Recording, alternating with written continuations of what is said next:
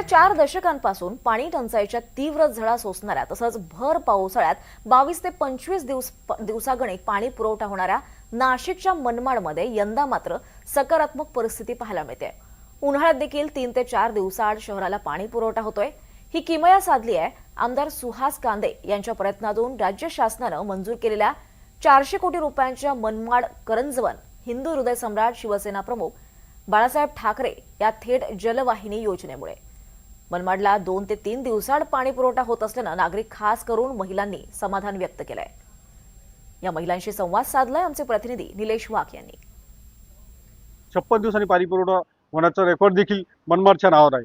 मात्र यंदाच्या उन्हाळ्यामध्ये काहीशी सकारात्मक परिस्थिती या ठिकाणी पाहायला मिळते। मनमाड शहराला आता भर उन्हाळ्यात देखील 2 ते 3 दिवसावर पाणी पुरवठा होत आहे, त्यामुळे नागरिकांमध्ये समाधान आहे।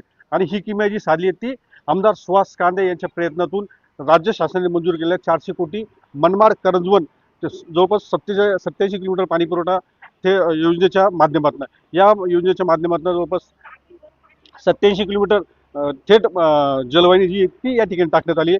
त्या योजनेला हिंदू हृदय शिवसेना प्रमुख बाळासाहेब ठाकरे असं नाव देण्यात आलं आहे। आणि ह्या योजनेच्या माध्यमातून मनमाड शहरात जे येते जवळपास 3 जलकुंभ आणि 127 किलोमीटरची अंतर्गत जलवाहिनी देखील टाकण्यात आली। त्यामुळे मनमाड शहराला जो येतो 2 ते 3 दिवसावर पाणी पुरवठा होत आहे, त्यामुळे कुठेतरी नागरिकांना समाधान या ठिकाणी पाहायला मिळतंय।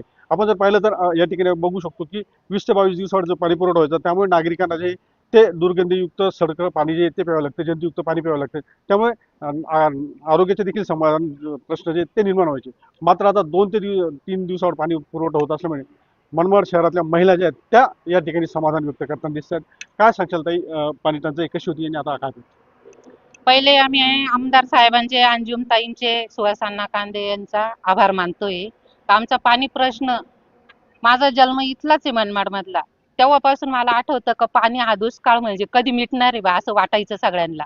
रेल्वे स्टेशनवरून माझी आई वडील पाणी आणायचे हंड्यानी, पण आता महिन्यानी पाणी होतं, पण आता झालं आम्हाला 3ऱ्या दिवशी पाणी, आमच्या टाक्या सुद्धा रिकाम्या होत नाही। तर आमदार साहेबांनी इतकी आम्हाला मदत केली, पाण्याची पुरा मनमाडचा पाणी प्रश्न सोडवला आणि आम्ही बुरकुलवाडी इथं राहतो, आमचा बी पाणी प्रश्न सोडवला। खूप आनंद आहे आम्हाला त्या पाण्यामुळं, खूप खूप आनंद आहे। तर आम्ही अंजुमताईंचा आणि सुहासांना कांदेंचा आभारी आहोत। ताई, तुम्ही काय सांगशाल, तुमचं लग्न कधी झालं होतं, तुम्ही लग्न होऊन किती वर्ष झाली आणि काय परिस्थिती आता? हॅलो, माझं लग्न 35 वर्ष झाले। तेव्हा पाहून आम्हाला महिन्यानं पाणी यायचं, आम्ही महिन्याचं पाणी प्यायचं, आम्हाला उन्हाळ्यात पाणी भेटत नव्हतं। आता आम्हाला 3ऱ्या दिवशी पाणी येतं।